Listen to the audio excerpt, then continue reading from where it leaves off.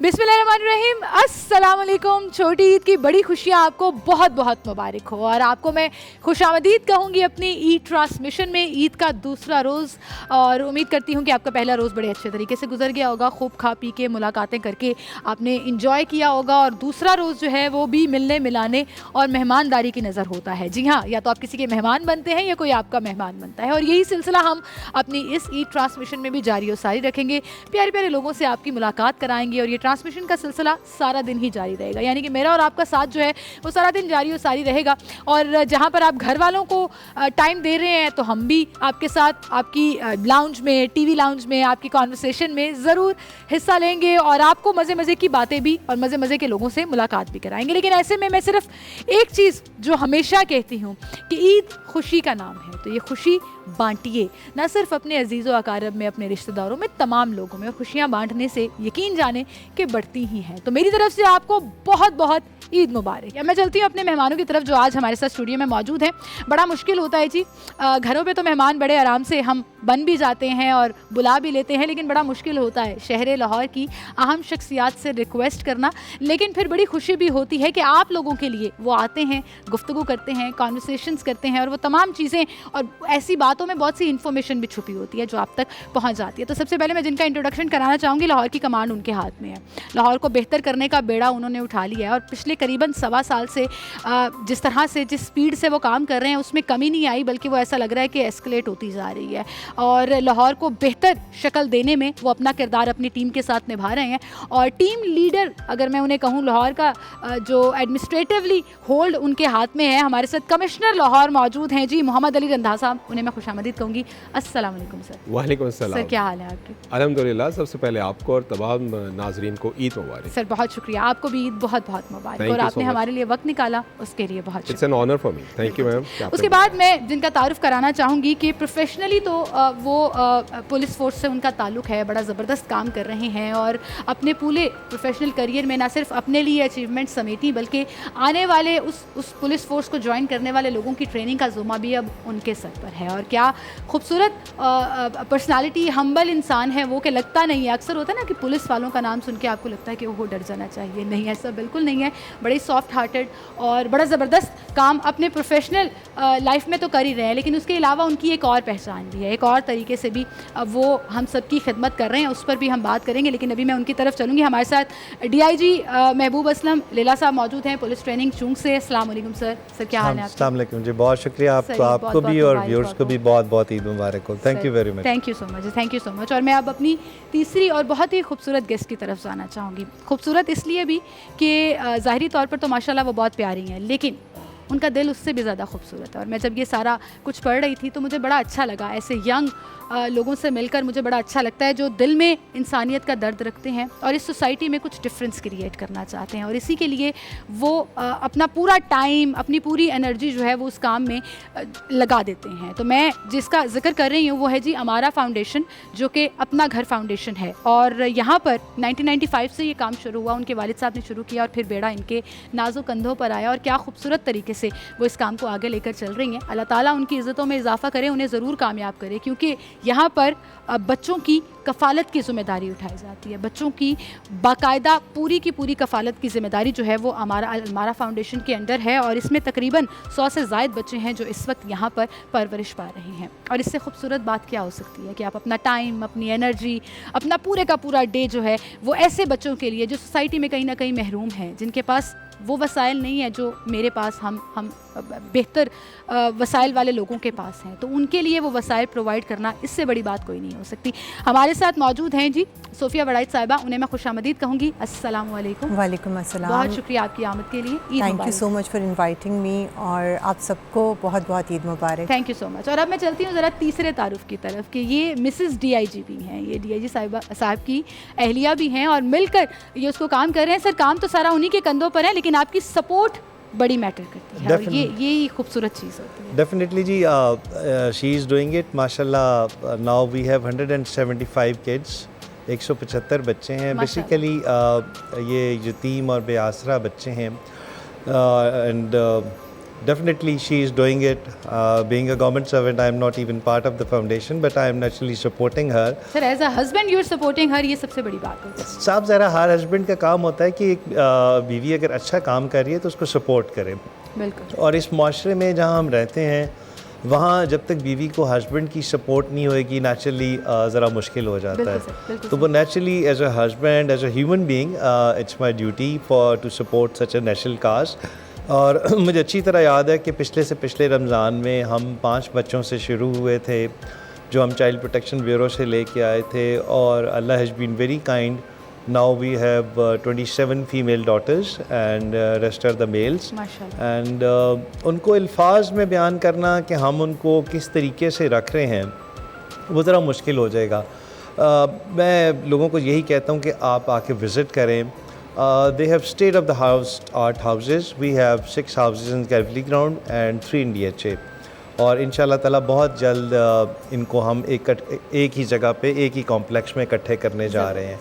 तो वो मैं लाख कहूँ कि ये बच्चों के घर सेंट्रली एयर कंडीशन है, the state of the art school में जाते हैं, और हर घर में साइकोलॉजिस्ट है। ये शाम को 1 घंटा बाकायदा ख्वाजा जुनैद जो हमारे आखिरी हॉकी के ओलंपिक चैम्पियन थे, उनकी हॉकी एकेडमी में हॉकी खेलने जाते हैं। तो हम कोशिश यही कर रहे हैं कि जिस तरह अपनी सगी औलाद को पालते हैं। हमने जब ये शुरू किया तो हमने डिफरेंट ऑर्गेनाइजेशंस का विज़िट किया टू स्टार्ट विद। तो हमें हर जगह पे ये फ़ील हुआ जाके कि लोग इन बच्चों को खाना भी दे रहे हैं और छत भी दे रहे हैं, लेकिन इन बच्चों के पास माँ बाप का रिलेशनशिप नहीं है, इन्हें वो ओनरशिप नहीं है, इनकी आंखों में, इनके चेहरों में वो स्माइल नहीं है, इनकी आंखों में वो चमक नहीं है। तो वी डिसाइडेड कि भले हम 2 बच्चे रखें, 4 रखें, 5 रखें, ये तो अल्लाह का करम है कि लोग जुड़ते गए, और बहुत खूबसूरत लोग ओवर द ईयर जुड़ते गए लोग, और पीपल स्टार्टेड सपोर्टिंग अस। अभी जो मैं बात कर रहा हूँ ये एक जगह पे इकट्ठे करने की, वो सेंट्रल पार्क के ओनर हैं, उन्होंने हमें 1.5 एकड़ जगह गिफ्ट की है। तो वहाँ पे हम इन बच्चों के लिए state of the art complex. Sir कोई नए काम करे ना तो फिर सब साथ साथ खुद ब खुद जुड़ना शुरू हो जाते हैं, और अल्लाह ताला भी अपनी बरकतें और रहमतें नाज़िल फरमाना शुरू कर देता है उस पूरे अमल में, उसको बेहतर बनने में। इस पर हम मज़ीद बात भी करेंगे। कमिश्नर साहब आपकी तरफ में आऊँगी। क्या हाल है सर आपके? जी अल्हम्दुलिल्लाह। स्पीड आपकी पकड़ी नहीं जा रही। लाहौर को बेहतर करने के लिए दिन रात मीटिंग्स, काम, भाग दौड़ लगी हुई है। घर के लिए टाइम कब निकालते हैं? उन कामों की बातें तो हम शोज़ में करते रहते हैं। देखें, जहाँ तक काम की बात है ना, काम बेसिकली लाहौर में काम है ही बहुत ज़्यादा। तो अगर आप एक फील्ड को पकड़ें तो दूसरा फील्ड निगलेक्ट होता है, तो इस वजह से काम की तो कोई एंड नहीं है, वो जितना कोशिश हो सके। और दूसरी बात ये कि पूरी की पूरी टीम काम करती है ना, अकेले बंदे से तो काम हो नहीं सकता। तो एज अ टीम को सबको साथ लेके चलना तो एक एफर्ट होती है, वो हम कर रहे हैं, आपके सामने ही है। कभी अच्छा हो जाता है और कभी सो हो जाता है। अक्सर तो सो ही होता है, लेकिन ये है कि कोशिश हमारी अच्छी होती है। सर वो जो सो होता है ना, उसमें भी कहीं ना कहीं कुछ बेहतरी होती है। पिछले 1.5 साल में जो इन्होंने काम किया वो पहले कभी नहीं हुआ। आई विटनेस जनरस हो रहे हैं सर, हम जनरस हो रहे हैं, लेकिन ये हकीकत है कि पिछले 1.25 साल 1.5 साल में हम काउंटर नहीं करेंगे कि ये नहीं हुआ और वो नहीं हुआ। सवाल मेरा वही रह गया, घर के लिए टाइम कैसे निकालते हैं? देखिए, घर में ना सबसे अच्छा ये है कि घर से बड़ी बहुत ज़्यादा सपोर्ट मिलती है, वाइफ की तरफ से, पेरेंट्स की तरफ से, इवन बच्चों की तरफ से। और यकीन मानिए कि इतनी सपोर्ट बहुत कम लोगों को मिलती है जितनी मुझे जो है वो मिलती है। उस वजह से ये कि घर और काम जो है ना इकट्ठा ही चल रहा होता है। बहुत सारी जगहों के ऊपर बच्चे साथ ही होते हैं, पता नहीं चलता, कैमरे के आगे नहीं आते, लेकिन हम लोग इकट्ठे ही होते हैं। सबसे बड़ी बात यह कि बजाय इसकी पे मैं करूँ, मैं ज़रूर ऑफ द कैमरा भी सर से बात हो रही थी, आई एम रियली इम्प्रेस्ड। अब जो इसमें मेन कॉन्सेप्ट जो सर बता रहे हैं ना, बेसिकली हम सब लोग कोशिश तो करते हैं अच्छा काम करने की, लेकिन जो इन्होंने इन बच्चों को अपने डॉटर एंड सन्स का रुतबा दिया है ना, ये बहुत कम लोगों में हो। बिल्कुल सही। और जो अपने बेटे और बेटी के लिए आप जो कर सकते हैं, वो अगर आप सब बच्चों के लिए कर रहे हैं तो दैट्स अमेजिंग। मेरी तो बल्कि लास्ट टाइम बल्कि मैं इधर आया तो मेरे साथ हमसे साकिब साहब बैठे हुए थे, तो मैं उनसे बहुत इम्प्रेस था। और अभी तो हमारे DAG साहब बैठे हैं और मैडम बैठी हैं, तो आई एम इम्प्रेस्ड कि हमारी सोसाइटी के अंदर ऐसे लोग हैं कि जो कहते हैं कि ख़ुद आके देखें, खुद चेक करें कि किस तरह हम सपोर्ट कर रहे हैं। That's how the life is. और फिर अल्लाह की रहमत तो डेफिनेटली होगी, ये तो अल्लाह ने वादा किया हुआ है। बिल्कुल सही। तो माशाल्लाह sir, credit to you and hubby, माशाल्लाह बिल्कुल अच्छा माशाल्लाह जी। और सर शफाफियत वहाँ पे भी नज़र आ जाती है कि you are open about it. आपने सबसे पहले कॉन्वर्सेशन यहाँ से शुरू की कि आएँ और ख़ुद देखें, और वो आपको ट्रांसपेरेंसी खुद नज़र आएगी। मैडम आपकी तरफ भी मैं आऊँगी कि किस तरह से आप इसको लेकर चल रही हैं, टाइम कैसे मैनेज करती हैं, थोड़ा सा हमें इस बारे में आप भी बताइएगा। लेकिन एक छोटी सी ब्रेक की तरफ चलते हैं। नाज़रीन दोबारा हाजिर होंगे, हमारे साथ रहिए।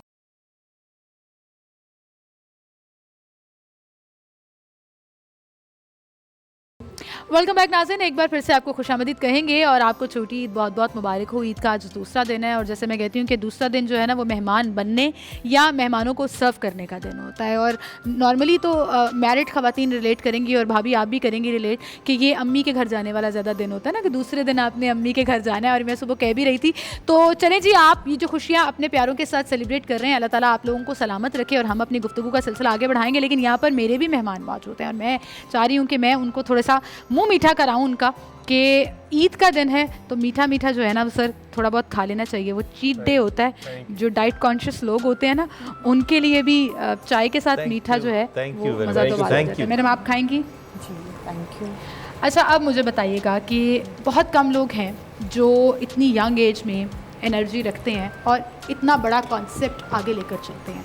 ना सिर्फ आप उन बच्चों की कफ़ालत कर रही हैं, जैसे अभी हम ब्रेक में भी बात कर रहे थे कि आप उनको ओनरशिप दे रही हैं, वो state of the art school भेजने की बात हो, वो घर में घर जैसा माहौल देने की बात हो, वो तवज्जो देने की बात हो, क्योंकि सेंटर्स तो यहाँ पर बहुत हैं, लेकिन हमने भी देखा है कि वो तवज्जो, वो ओनरशिप, वो बॉन्ड जो है ना वो मिस हो जाता है। तो ये how do you manage it? क्या कॉन्सेप्ट्स हैं आपके? थोड़ा सा बताइएगा इस बारे में। हमने जब ये स्टार्ट किया ना 2 साल पहले, तो कॉन्सेप्ट यही था कि देखिए ऑर्फनेजेस बहुत है हमारे मुल्क में, बहुत ज़्यादा हैं और हर कोई अपनी अपनी कैपेसिटी में अच्छा काम कर रहा है। लेकिन एक जो हमें कमी महसूस हुई थी वो यही थी कि बच्चों को कोई ओन नहीं कर रहा। उन बच्चों को खाने के अलावा, तालीम के अलावा एक चीज़ होती है वालिदैन की मोहब्बत, एक कॉन्फिडेंस कि हाँ हमारे माँ और बाप सर पे बैठे हैं। एक वो जो बच्चों की आंखों में शाइन होती है ना, जो बचपना होता है बच्चों का, वो नहीं था वहाँ पे, वो सहमे हुए थे। तो हमें लगा कि अगर हम बच्चों को अडॉप्ट करेंगे तो उन्हें इसी तरह अडॉप्ट करेंगे जैसे ये हमारे अपने बच्चे हैं और हम उन्हें उसी तरह से बड़ा करेंगे। और हमने जब इनिशियली 5 बच्चों से स्टार्ट किया, वो 5 बच्चे हमारी लाइफ में आए, तो उस वक्त हमें नहीं पता था कि अल्लाह ताला इतनी रहमत करेगा और इतने सारे बच्चों के वालिदैन कहलाने के हम काबिल होंगे। उस वक्त बस वो एक प्यार का सिलसिला अल्लाह ने जोड़ दिया उनके साथ। जब वो आए, वो हमारे गले से लगे और हमें फ़ील हुआ कि जिनका कोई नहीं होता ना, उन्हें उन रिश्तों की अहमियत का पता होता है। उनसे आप थोड़ा सा प्यार करते हैं, वो आपसे इस हद तक प्यार करते हैं, इस हद तक अटैच हो जाते हैं। और उस वक्त हमें वो फ़ील आना शुरू हुआ कि नहीं, बहुत से ऐसे बच्चे हैं पाकिस्तान में, इस वक्त 42 लाख के करीब बच्चे हैं जो छत के बगैर हैं, जिनके पास वालिदैन नहीं है। तो अब हमें एहसास होता है कि ये तो सिर्फ़ एक शुरुआत है, हमें तो उन तमाम बच्चों के लिए वालिदैन का किरदार अदा करना है जो वालिदैन के बगैर हैं। ज़बरदस्त। और वो कतरा कतरा मिलकर दरिया बनता है। देखिए, जैसे अभी आप जिक्र कर रहे थे कि 5 बच्चों से शुरू किया, माशाल्लाह 175, ये वो 175 लोग हैं जो सोसाइटी में एक डिफरेंस क्रिएट करेंगे। जब उनकी एक अच्छी और बेहतर परवरिश होगी तो वो 175 अलग अलग शख्सियत बनेंगे, अलग अलग प्रोफेशन में जाकर अपना एक मकाम बनाएंगे। 175 फैमिलीज होंगी, होंगी। 175 इंडिविजुअल नहीं है। दूसरा, हमने जो एक डिफरेंट कॉन्सेप्ट दिया है ना, वो ये है कि हमने इन बच्चों को खुदा ना खास्ता, मसलन अक्सर सॉरी बात थोड़ी लंबी हो जाएगी, लोग मुझे क्रिटिसाइज़ करते हैं कि जी एक बच्चे का एवरेज एक्सपेंस इज़ 40,000। तो लोग मुझे कहते हैं कि जी गवर्नमेंट ने जो डेली वेजेस तय किए हैं दैट इज़ अराउंड 34,000। तो उन्होंने कहा कि जी एक बंदे की तो पूरे घर के 34,000 खर्चा, आप एक बच्चे पे 40,000 लगा रहे हैं, तो आप इसे मैट्रिक कराएं और इसे कोई हॉस्पिटैलिटी का, कोई कुकिंग का कोर्स कराएं और बाहर दुबई भिजवा दें। ये तो ऐसे लोगों से मैं सवाल पूछता हूँ कि आपके अपने कितने बच्चे हैं, तो आगे से जवाब देते हैं 2 या 3। तो मैं कहता हूँ अपने बच्चों के लिए भी आपने यही सोचा है। तो जब आप अपने बच्चों के लिए ये सोचते हैं कि वो CSP ऑफिसर बने, आर्मी ऑफिसर बने, IT एक्सपर्ट्स बने और एक माशरे का खूबसूरत शहरी बने, तो इन बच्चों के लिए भी हम यही चाह रहे हैं कि यही जाके role play. And I am so glad कि कुछ लोगों को वाकई में ये कॉन्सेप्ट समझ आ जाता है फिर, और वो लोग जो हैं वो फिर भरपूर तरीके से फिर अपना रोल भी प्ले करते हैं। और उसमें कहीं ना कहीं कमिश्नर साहब आप अग्री करेंगे कि हम ये जब कॉन्वर्सेशन सुन रहे हैं तो कहीं ना कहीं दिल में आ रहा है कि यार तो ये तो बिल्कुल ठीक बात करें। मैं इसमें ये ज़रूर बताऊँगा कि आप ये भी देखें कि अभी तो सर और मैडम एक घर चला रहे हैं ना, ये 200 बच्चे जाके 200 घर और भी चलाएंगे। सही बात है। So it's a multiplying effect. और at the end of the day society के अंदर प्रोडक्टिव सोसाइटी हमारी बन रही है। सबसे बड़ी बात ये कंट्रीब्यूट हो रहा है और एक अच्छे तरीके से हो रहा है। ओपननेस है, ट्रांसपेरेंट है, जो मर्ज़ी आके देख ले। सर ने स्टार्ट ये लिया कि मैं चूँकि सरकारी ऑफिसर हूँ, मेरा फाउंडेशन से नहीं सपोर्ट कर रहा हूँ। हाँ। देखिए, हम चूँकि जो कि गवर्नमेंट में होते हैं ना, हम बहुत ज़्यादा अंडर सर्विलेंस होते हैं। और अगर अंडर सर्विलेंस होने के बाद एक अच्छा ऐसा इदारा चल भी रहा है और लोग उस पर ट्रस्ट भी कर रहे हैं, तो डेफिनेटली उसके अंदर इतना कुछ है कि लोग जाके देखें, खुद देखें, ट्रस्ट करें और उसको लेके चलें, फिर उसके खुद वो एम्बेसडर बन जाए। बिल्कुल सही कह रहे हैं, बिल्कुल सही कह रहे हैं। लेकिन वहीं पर सर, जैसे अभी आपने कहा कि आप गवर्नमेंट सर्वेंट्स हैं और बड़ी सर्वेलेंस, सबसे ज़्यादा सर्वेलेंस तो हमारी तरफ से ही आप लोगों के ऊपर भी आ रही होती है और सारा काम चल रहा होता है। वो एक खेल होता है ना कि आप आगे आगे भाग रहे होते हैं और हम पीछे पीछे भाग रहे होते हैं कि अब भी दिखाएं, या ये गलती हो गई, कमिश्नर साहब ये गलती हो गई। पिछले साल से तो अदर वे राउंड था। आप आगे आगे थे, हम सारा कवर करते जा रहे थे, आप समझ गई होंगी। बिल्कुल सही कह रहे हैं। अच्छा कमिश्नर साहब, मुझे बताएं, चूँकि ईद है जी। और ईद पे एक बात जो हम अक्सर पूछा करते हैं कि घर पे, मतलब कमिश्नर साहब घर पे कैसे इंसान है, उसी तरह से सख्त जैसे अपनी टीम के साथ हैं, ज़ीरो टॉलरेंस पॉलिसी घर पे भी होती है, या वहाँ पर कोई और जो है जिनके हाथ में कमान है, भाभी जो है वो सारी चीज़ों को हैंडल करती हैं? देखिए, घर में ना डिफरेंट रोल होते हैं। घर में एक रोल बेटे का भी होता है, एक अपने बच्चों के बाबा जानी का भी होता है, एक एज अली हस्बैंड के तौर पे भी होता है। तो घर में तो कमिश्नरी तो हम घर से बाहर ही छोड़ आते हैं। तो कमिश्नरी किसी और के पास है? घर में अंदर कमिश्नरी वैसे चीफ सेक्रेटरी कोई और होता है। यही पूछना वो आपको पता है, होम मिनिस्टर का एक बड़ा इंपॉर्टेंट वो होता है, हर एक के फोन नंबर्स के अंदर सरकार के होम मिनिस्टर 2 फीट होते हैं, हमारे यहाँ एक ही फीट होता है। वैसे आपने भाभी का नंबर किस नाम से सेव किया भाई? डेफिनेटली होम मिनिस्टर के नाम से सेव किया। सर, आपके घर में डीआईजी कौन है? नहीं, हमारे घर में डीआईजी नहीं जी, हमारे घर में फुल फ्लैज आईजी है। तो ज्यादा भाभी की चलती है आपकी? नहीं, देखिए हमने ना अब रोल्स डिवाइड किए हुए हैं। घर जो है ना बेसिकली वो मेरा ख्याल है माँ से, बीवी से और औरत से चलता है।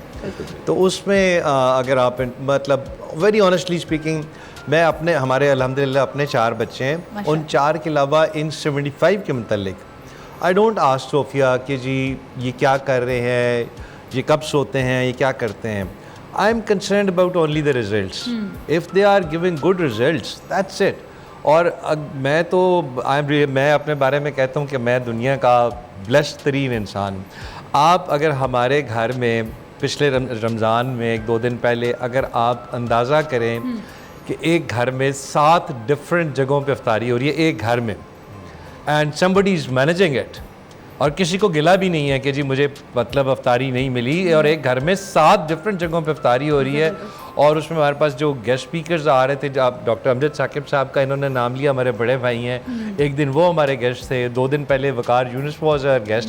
तो इस लेवल के गेस्ट आ रहे हैं, फिर आपके साथ वेरी गुड मैनेजमेंट में बहुत अच्छी है, मतलब देखिए, मैं लोग जो सवाल करते हैं ना कि जी हमसे अपने 3 या 4 बच्चे नहीं मैनेज होते, तो आप 9 घरों में how you are managing 175 kids.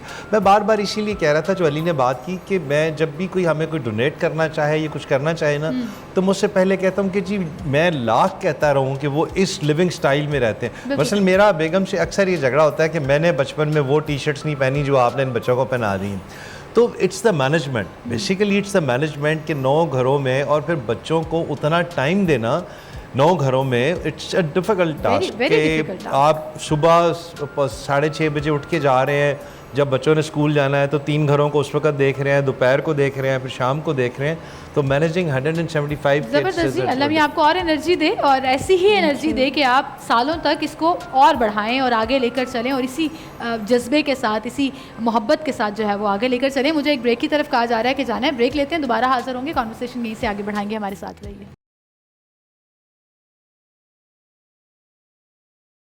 Welcome back नाज़रीन, एक बार फिर से आपको खुशामदीद कहेंगे, और ईद आपको बहुत बहुत मुबारक हो। मैं हमेशा ब्रेक से वापस आने के बाद ईद मुबारक इसलिए भी कह देती हूँ कि जिन लोगों ने अभी हमें ज्वाइन किया है और मिस हो गया कि मैंने उनको ईद मुबारक नहीं कहा, तो आपको ईद बहुत बहुत मुबारक हो, और उम्मीद करती हूँ कि आपकी ईद अच्छे तरीके से गुजरी होगी, खूब ढेर सारी ईदियाँ आपने समेट ली होंगी, या खूब जेब आपकी खाली हो गई होगी और आप ईदी देने वालों में शामिल हो गए होंगे। ये बड़ा दुख होता है, यकीन जाने वो दिन बड़े प्यारे होते थे जब आप ईदियाँ लिया करते थे। अब जब आप ईदी देने वाले पार्ट पर आ गए हैं ना, तो आपको लगता है वॉलेट में कितने पैसे रह गए हैं, अभी और लोगों को देना है। तो कमिश्नर साहब, आपसे मैं शुरू करूंगी, और ये बड़ा टिपिकल सा, बड़ा हर वक्त पूछा जाने वाला सवाल, लेकिन बड़ा मज़ेदार सवाल है, तो मैं इसको लेट गो नहीं करती। तो ईदी देने में आप कितने जेनरस हैं?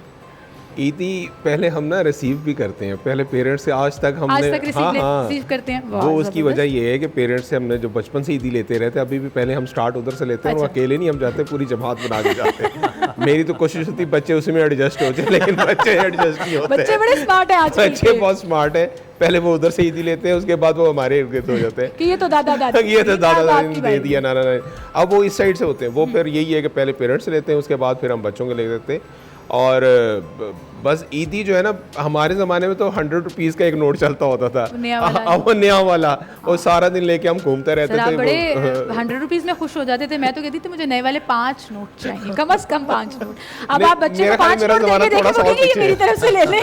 मेरा और सर का ज़माना थोड़ा सा और पीछे गया था। मैं भी ना 100 रुपए वालों में शामिल 100 रुपए वाले में वो लाल रंग का नोट, उसकी वजह से अभी भी अपनी एक वो है। तो आजकल के बच्चे सर अब जो लाल वाला नोट है ना, वो उसके ऊपर 5 लग गए और एक और 0 लग गया, अब वो वाली डिमांड ज्यादा। वो आजकल के बच्चे उस 100 रुपए के ऊपर नहीं टिकते, वो कहते हैं नहीं एटलीस्ट जो है हमें बढ़ाएं। तो ईद जो है ना, वो ईद नाम ही इस चीज़ का है कि ईदी रिसीव करें और आगे ईदी देते जाएं। बिल्कुल। तो इसी तरह हर घर में हो रहा है। और मैं आपको यहाँ पे एक ज़रूर बात बताऊँ, भाभी को ईदी देते हैं या नहीं? भाभी को ईदी मिलती है, ये तो हो नहीं सकता कि ना मिले। जबरदस्ती लेते हैं या आपको याद रहता है? नहीं याद क्या है, एक ही तो देना जैसे सब याद रहता है। मैं ये कहना चाह रहा था कि ये जिन घरों में अभी भी, जैसे हमारी ट्रेडिशंस में, हम सब की ट्रेडिशंस में ईदी हम रिसीव करते थे बड़ों से और आगे बच्चों को देते थे, ये हमारे वो कल्चर है जो हमें हमेशा ज़िंदा रखना है। बिल्कुल। और इस कल्चर को, खुशियाँ जो है ना वो इसी तरह होती हैं, अदरवाइज़ तो एक दिन लोग सो के भी गुजार सकते हैं। तो इस खुशियों को हमें करते हैं। कुछ होते हैं जो सारा दिन सोकर छुट्टी मना रहे होते हैं ईद के ऊपर भी। लेकिन आपकी ये बात बिल्कुल ठीक है कि बाकायदा इंतज़ार होता है ईद का, कि ईद का दिन शुरू होगा और ईदी लेने और फिर ईदी देने का सिलसिला शुरू हो जाएगा। तो भाभी आपको ईदी मिली है DIG साहब से? डायरेक्ट सवाल है, आपने उधर नहीं देखना, इधर देखे, मुझे बताएं मिली है कि नहीं मिली? नहीं, ईदी नहीं मिली। उसकी वजह मैं बता देता हूँ। अच्छा, अगर आप बेल आउट करने नहीं, मैं वेरी डिफेंस में आप क्या कहना चाहेंगे? डिफेंस नहीं, मैं I will be very straightforward and honest. जी। अगर आप मुझे पूछें कि मेरे अकाउंट में कितने पैसे हैं, तो हल्फन कह रहा हूँ, और लाइव बेशक क्या आपका प्रोग्राम जा रहा है, लाइव कह रहा हूँ कि मुझे नहीं पता। अच्छा। आप अगर मुझे पूछे मेरी सैलरी कितनी है, तो मुझे वो भी नहीं पता। तो each and everything, secretary, home secretary, prime minister, chief minister, finance minister, बल्कि मैं इनसे ईद वाले दिन कहता हूँ कि थोड़े से पैसे दे दो। और हर घर का अपना सिस्टम होता है। तो finances is totally run by Sophia. मैंने बड़े उन मासूम इंसान शख्सियात में और उन इंसानों में शामिल होते हैं जिनको कुछ नहीं पता होता और सारी की सारी जिम्मेदारी जो है वो बेगमात पे छोड़ी होती है। मेरे मियाँ साहब भी ऐसे ही हैं, उनको नहीं पता होगा मैं आपको देखिए, आपकी ज़िंदगी बड़ी आसान हो जाती है। मैं हमारी मुश्किल हो जाती है। देखिए, अब मैंने ना सिंपल लेट्स से कि जी मैंने अगर फ़र्ज किया स्टाफ को ईदी देनी है, तो मैं सिंपल एक या मैसेज भिजवा दूंगा या सोफिया को कॉल कर दूंगा कि सारे स्टाफ में 5-5 हज़ार बांट दें, बात खत्म। अब वो अगर मेरे अकाउंट में पैसे हों और मैं गिनता रहूं कि ये करना है या वो करना है, तो बेहतर नहीं, फिर हम मैसेज भी नहीं करेंगे। अच्छा भाभी, मुझे बताएं, ये जिम्मेदारी खूबसूरत ज़्यादा लगती है या जिम्मेदारी ज़्यादा लगती है कि हर चीज़ खुद ही मैनेज करना है? टाइम्स मैं अगर अपनी मिसाल दूं तो मैं भी थोड़ा सा तंग आ जाती हूँ कि कुछ तो खुद कर लें, आप मैनेज कर लें चीज़ों में, पर वो कहते हैं नहीं, अब you have the all the responsibilities and cash and you deal with it. मुझे लगता है मुश्किल काम है। और इन्होंने तो डे 1 पे ही, जब हमारी शादी हुई थी, तो अपनी सलामियाँ ला के मुझे दे दी। सोचिए, समझी साजिश के तहत डे 1 से ये जिम्मेदारी आप पे डाल दी। मैं अक्सर देखती हूँ ना, अक्सर फ्रेंड्स या इनकी जो कलीग्स हैं, उनकी जो वाइफ्स हैं, वो अक्सर मुझसे बात कर रही होती हैं कि हम तो अपने हस्बैंड के साथ शॉपिंग गए, हमने इतने की शॉपिंग की, हमने ये किया। और मैं सोच रही होती हूँ, मैं तो सिर्फ अपने पे ही बचा रही होती हूँ कि सबकी हो जाए, मैं इन पे रह जाती हूँ। हाँ, जिसके हाथ में सब कुछ होता है ना, उसने पहले सबको देखना होता है। हाँ। तो मुझे लगता है कि मासूम नहीं है, ये बहुत ज़्यादा इंटेलिजेंट है। ये स्मार्ट है, ये इनका स्मार्ट मूव है। नाउ आई अंडरस्टैंड कि मेरे हस्बैंड ऐसे क्यों करते हैं कि कहीं लेके ना जाए। अच्छा, वैसे शॉपिंग पर लेकर जाते हैं या इनकी शॉपिंग के लिए? बिल्कुल नहीं, बल्कि इनकी शॉपिंग भी हम लोग खुद ही करते हैं। मैं और बच्चे, टाइम नहीं होता या इंटरेस्ट नहीं, टेम्परामेंट भी नहीं है, टाइम भी नहीं होता, ऑब्वियसली इतने बिजी होते हैं, और दूसरा इन्हें शौक भी नहीं है। मैं ऑनेस्टली आपको बताऊं, मुझे ईमानदारी से मुझे याद नहीं है कि मैंने आखिरी दफ़ा अपने लिए कोई चीज़ कब ख़रीदी होगी। सब कुछ भाभी लेती हैं या कुछ दोस्त हैं, उन्हें मेरी चॉइसेस का पता है कि आई लाइक गुड जॉगर्स, ये वो खुद ही भिजवा देंगे।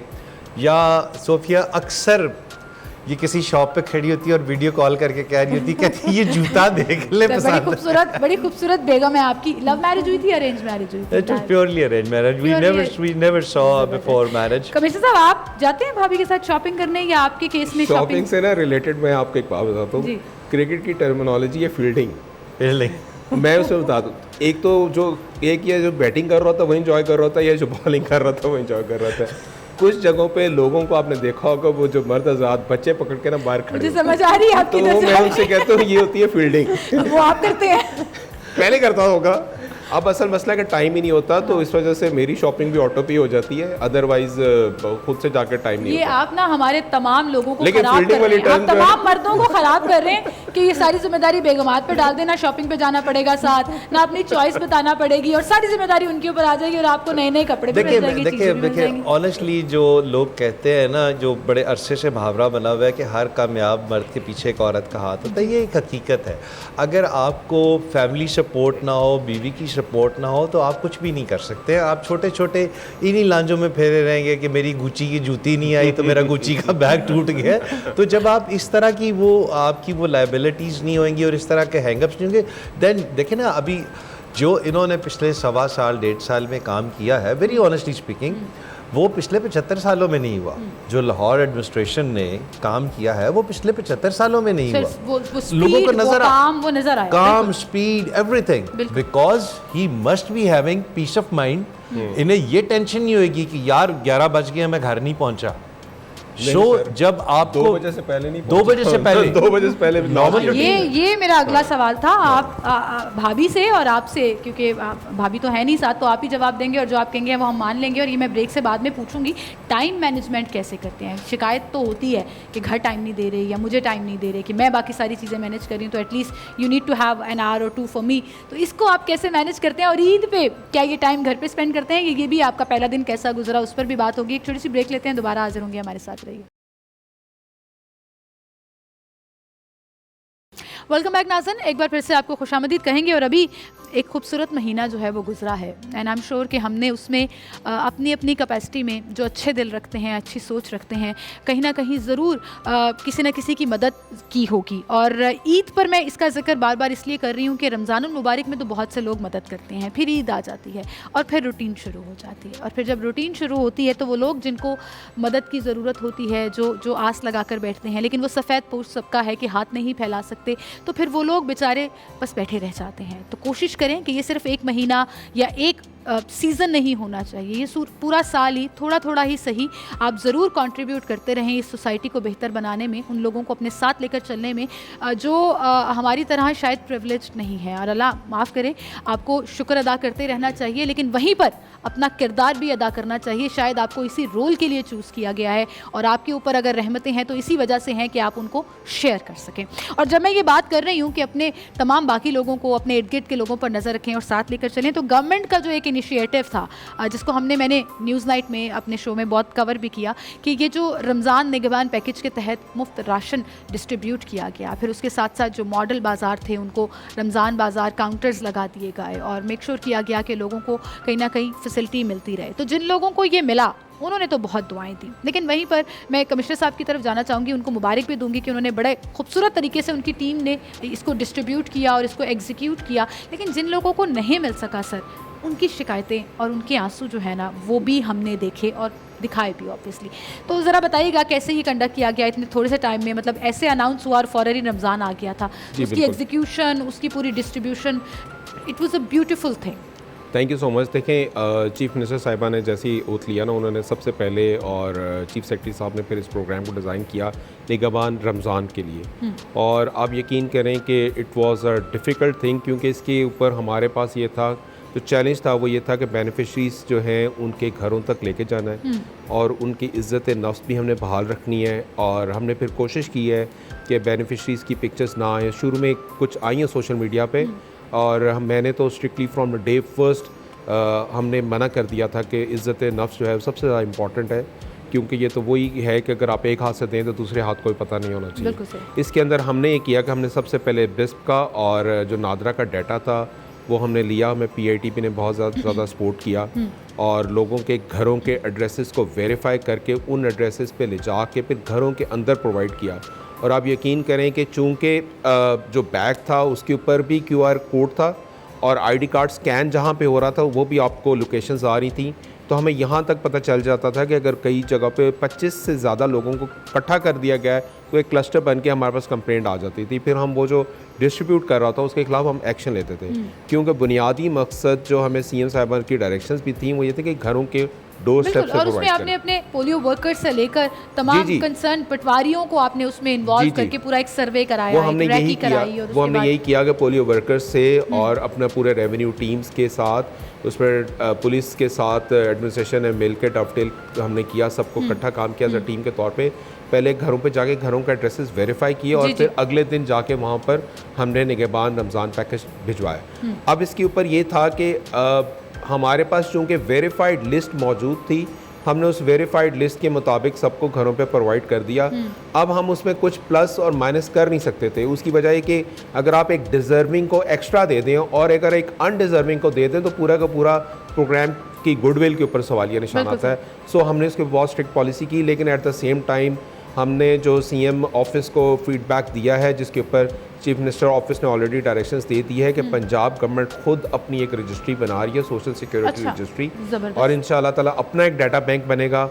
उसके अंदर वही चेकलिस्ट आपको पता है जो पॉवर्टी स्कोर कार्ड के मुताबिक होता है वो बनेगा और मेरा ख्याल with in the next year वो रोल डाउन हो जाएगा और उसके बाद हमारे पास डाटा बैंक आ जाएगा कि हमने किसको क्या प्रोवाइड करना है। दैट वुड बी अमेजिंग, क्योंकि इस दफ़ा यही आप जैसे जिक्र कर रहे हैं कि एक घर को मिला है तो साथ वाला घर शायद उतनी ही पॉवर्टी लाइन के ऊपर अगर फॉल कर रहा है, लेकिन वो चूँकि रजिस्टर नहीं है ना बेस्ट में ना नादरा में, तो उनको नहीं मिल सका। तो वो एक डिफरेंस जो ओपिनियन में है वो एग्जिस्ट किया इस प्रोग्राम को लेकर। लेकिन अगर ये डाटा बैंक इन्हांस हो जाएगा तो उससे और बेहतरी भी आएगी और ये बड़ा एक खूबसूरत काम था जो आपकी पूरी की पूरी टीम ने बड़ी खूबसूरती से निभाया। मुझे उसकी तारीफ ज़रूर करता हूं। Thank you so much. यहाँ पे मैं ज़रूर बताता चलूँगा सारा टीम वर्क था और प्रॉपर इसके ऊपर सर्विलेंस होती रही। इसके अलावा रमज़ान में लाहौर के अंदर ख़ास तौर पे जो है अब हमने निगहबान रमज़ान पैकेज 3 लाख के करीब 2,98,506 जो है हमने वेरीफाई करके घरों में पहुँचा दिया है। और इसके अलावा हमारे जो 10 रमज़ान बाज़ार से जिसमें सब्सिडाइज हमने रेट्स के ऊपर चीज़ें प्रोवाइड की हैं। सबसे बड़ी बात यह कि इन दोनों के अंदर हमने क्वालिटी कॉम्प्रोमाइज़ नहीं किया, फूड अथॉरिटी को साथ रखा और क्वालिटी स्टैंडर्ड की क्वालिटी हमने प्रोवाइड की। इंटर डिपार्टमेंटल कोलैबोरेशन भी बड़ी मैटर करती है। DIG साहब आपकी तरफ मैं आऊँगी और चूँकि काम की बात कर रहे हैं और डेवलपमेंट वर्क की बात कर रहे हैं, तो आपका जो काम है वो बड़ा खूबसूरत काम है। मतलब ट्रेन करना, पॉलिश करना, ग्रूम करना उन तमाम लोगों को जिन्होंने सोसाइटी में आके सर्व करना है, लॉ एंड ऑर्डर को मेक श्योर करना है, आवाम से कम्युनिकेट भी करना है। और पुलिस वालों से ना हमारी बड़ी शिकायतें रहती हैं, ये मैं बड़ा ओपनली, और आपको भी आप इस चीज़ को बड़ा अच्छे से समझते होंगे कि कहीं ना कहीं कम्युनिकेशन गैप रहता है और वो एक बॉन्ड नहीं बन पाता जिस पे हम ट्रस्ट कर सकें पुलिस वालों को। तो उस पर्सपेक्टिव को आप चेंज कर रहे हैं। और मैंने अभी रिसेंटली हम जो पूरा अपना एक इन्फॉर्मेशन भी इकट्ठी कर रहे थे कि ये जो नई पूरी लॉट आ रही है, जो पूरा एक ग्रुप ट्रेंड हो रहा है, बड़ा ज़बरदस्त रिजल्ट उसके आ रहे हैं। क्या डिफरेंस आप क्रिएट कर रहे हैं, कौन सी टेक्निक यूज़ करेंगे, मैं आपसे पूछूंगी और लोग भी जानना चाहते हैं। लेकिन मेरे प्रोड्यूसर साहब नाराज़ हो रहे हैं कि ब्रेक का कहा है, तुम कॉन्वर्सेशन आगे बढ़ा रही हो।